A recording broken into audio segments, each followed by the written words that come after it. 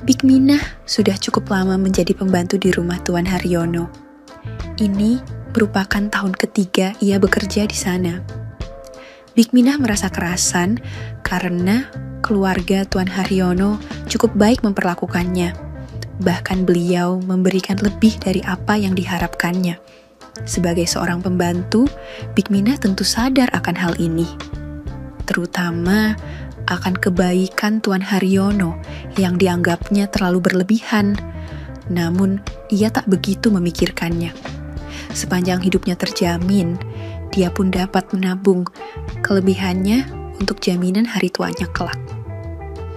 Perkara kelakuan Tuan Haryono yang selalu minta jatah padanya, jika kebetulan istrinya sedang tak ada di rumah itu, adalah perkara lain.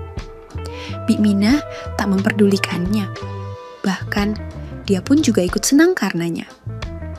Walaupun orang kampung, Bik Minah tergolong wanita yang menarik. Usianya tidak terlalu tua, baru sekitar 31 tahunan. Penampilannya tidak seperti perempuan desa. Ia pandai merawat diri, sehingga nampak masih sangat menarik dan juga sangatlah menawan. Bahkan Tuan Haryono sangat tergila-gila jika sudah melihatnya. Kulitnya memang tampak agak gelap, namun terawat dan juga bersih. Soal wajahnya, meskipun tidak tergolong cantik, namun memiliki daya tarik tersendiri. Pokoknya tidak ada duanya. Begitu kata Tuan Haryono saat pertama kali mereka mendayung bersama mengarungi samudra birunan luas yang mereka berdua lakukan di belakang dapur pada waktu itu.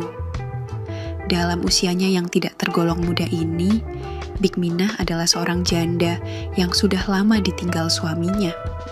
Tetapi, dia ini masih memiliki keinginan yang tinggi. Selain dengan majikannya, ternyata Bik Minah juga pernah melakukannya dengan Kang Jajang, satpam penjaga rumah Pak Haryono ini. Hubungan Bik Minah dengan Kang Jajang ini berawal ketika Pak Haryono terlalu lama pergi ke luar negeri, yaitu sampai sebulan penuh. Selama itu pula, Bik Minah tentu saja merasa kesepian. Tak ada lelaki yang mengisi kekosongan pada hatinya. Apalagi di saat itu udara malam terasa begitu menusuk tulang. Merasa tak tahan oleh kemauan yang begitu tinggi pada dirinya, Bik Minah nekat mendatangi satpam itu untuk diajak ke kamar belakang. Malam itu, Bik Minah kembali tak bisa tidur. Ia gelisah tak menentu. Bergulingan di atas tempat tidurnya yang sangat empuk. Seluruh badan menggigil saking tak tahannya menahan sesuatu yang tiba-tiba datang. Malam ini, ia tak mungkin menantikan kehadiran Tuan Haryono, karena istrinya ada di rumah. Perasaannya semakin gundah kala membayangkan saat itu Tuan Haryono tengah bersama istrinya. Dia bayangkan istrinya itu pasti akan mendapatkan kesenangan yang luar biasa. Bayangan yang dia khayalkan itu semakin membuat Bik Minah nelangsa menahan hawa dingin di kamarnya sendirian. Sebenarnya terpikir olehnya untuk memanggil Kang Jajang untuk menggantikannya. Namun Bik Minah tak berani selama majikannya itu ada di rumah. Kalau sampai diketahuan, hancurlah sudah akibatnya nasib mereka nantinya. Akhirnya Bik Minah hanya bisa mengeluh sampai tak terasa terbawa tidur. Dalam mimpinya Bik Minah merasakan adanya gerakan lembut pada dirinya. Bik Minah merasa apa yang diharapkannya di malam itu akan terwujud. Bik Minah merasa yang datang adalah Tuan Haryono. Tanpa sadar, Bik Minah mengkigau sambil semakin memberikan kemudahan. Kedua tangan Bik Minah spontan memegang kepalanya saking senangnya di kala itu. Sampai-sampai Bik Minah terbangun dari mimpi indahnya. Perlahan ia membuka kedua matanya sambil merasakan mimpinya masih terasa. Setelah Bik Minah baru sadar bahwa ternyata ia tidak sedang bermimpi. Bik Minah menengok ke bawah dan ternyata ada seseorang yang terus saja asyik dengan segala tingkahnya dengan tidak ada keraguan. Bik Minah masih mengira kalau itu adalah Tuan Haryono. Apa dia tidak takut ketahuan istrinya? Pikirnya dalam hati. Tiba-tiba Big Mina sendiri yang merasa ketakutan. Bagaimana kalau istrinya datang? Big Mina langsung bangkit dan mendorongnya, dan hendak mengingatkan Tuan Haryono akan situasi yang tidak memungkinkan itu. Namun, belum sempat ucapannya keluar, ia melihat ternyata orang itu bukanlah Tuan Haryono. Siapakah orang itu? Yang lebih mengejutkannya lagi, ternyata orang itu tidak lain adalah Andreas, putra tunggal majikannya. "Den Andreas," pekiknya sambil menahan suaranya. "Den, ngapain di kamar Bibik?" tanyanya lagi saat melihat wajah Andreas yang merah padam. Mungkin karena rasa ingin bercampur malu karena ketahuan kelakuannya itu. "Bik, maafin Andreas," katanya dengan suara memelas. Kepalanya tertunduk tak berani menatap wajah Big Mina. "Tapi, barusan Dan Andreas lagi ngapain?"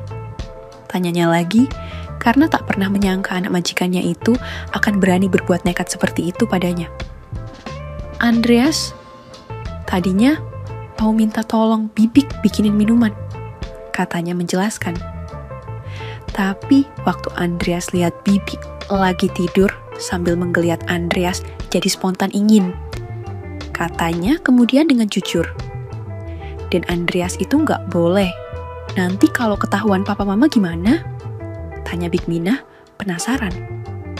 "Andreas pengen kayak Kang Jajang," jawabnya kemudian.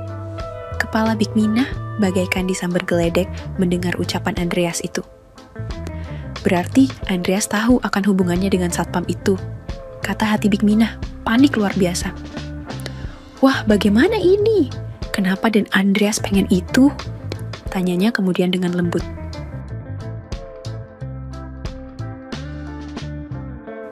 "Anu apa?" desak Big Mina makin penasaran. Andreas suka mengamati pas Bibik lagi mandi. Akunya jujur sambil melirik ke arah pakaian tidur yang dikenakan Big Mina. Big Mina dengan refleks merapikan bajunya. Kurang asem mata anak ini, gerutu Big Mina dalam hati, gak jauh beda dengan bapaknya. "Boleh kan Big?" kata Andreas kemudian. "Boleh apa?" sentak Big Mina mulai sewot. "Boleh itu kayak tadi," pinta Andreas, terus berusaha merayu Big Mina tanpa rasa bersalah seraya mendekati kembali Big Mina. "Dan Andreas, jangan, tidak sopan begitu sama perempuan," seraya mundur menjauhi anak itu. "Nggak boleh." "Kok Kang Jajang boleh?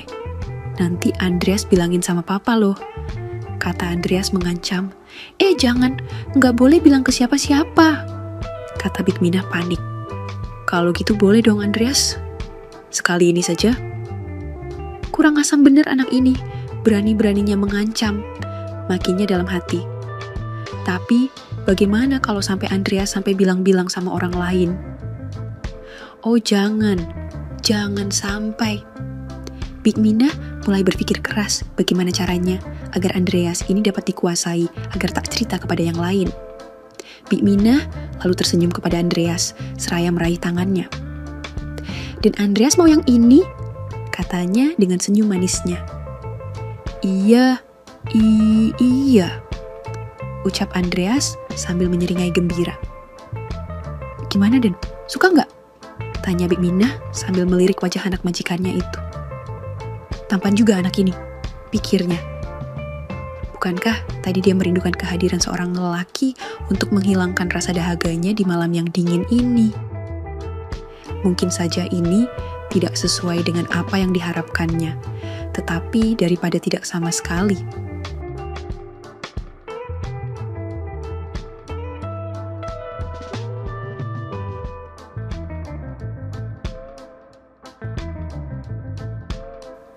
Kalau saja lelaki ini adalah Tuan Haryono, tentunya sudah sejak tadi langsung gaspol. Tapi, tunggu dulu, dia ini masih pemula, jangan sampai dia kaget dan malah akan membuatnya ketakutan. Akhirnya, dengan telaten dan konsisten Big Mina pun berusaha memberikan pengarahan pada Andreas, supaya hasilnya sesuai dengan harapannya. Sedangkan Andreas dengan penuh semangat terus mengikuti semua yang diarahkan oleh Big Minah, sang pembantu idolanya itu. Big Minah tersenyum senang melihatnya. Anak majikannya ini semakin menggemaskan saja. Keluguannya membuat Big Minah semakin terbawa ke suasana romantis. Dan pada akhirnya, dia tak tahan juga untuk menghadapi kepintaran Andreas.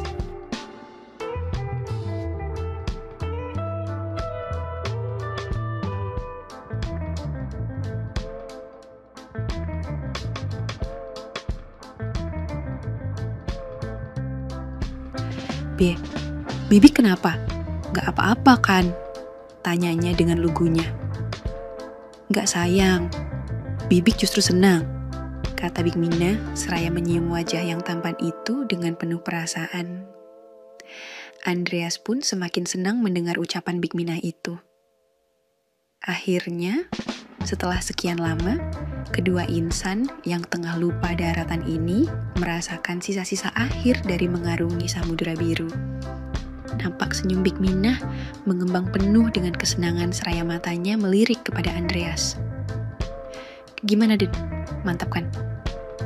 Iya, Big. Mantap sekali, jawab Andreas. Mereka kembali mengulangnya tanpa mengenal waktu dan baru berhenti ketika terdengar kokok ayam yang bersahutan. Andreas meninggalkan kamar Big Minah dengan perasaan berbunga-bunga. Dan nampak wajahnya berseri-seri karena malam itu dia sudah merasakan pengalaman yang luar biasa yang selama ini hanya ada di dalam hayal dan mimpinya.